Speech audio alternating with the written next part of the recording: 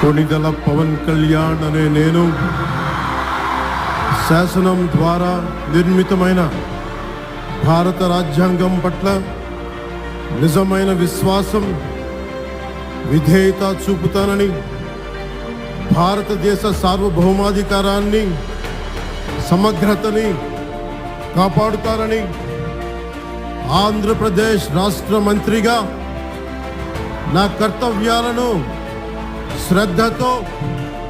అంతఃకరణ శుద్ధితో నిర్వహిస్తానని, భయం గాని, పక్షపాతం గాని, రాగద్వేషాలు గాని లేకుండా రాజ్యాంగాన్ని, శాసనాలని అనుసరించి ప్రజలందరికీ న్యాయం చేకూరుస్తానని దైవ సాక్షిగా ప్రమాణం చేస్తున్నాను.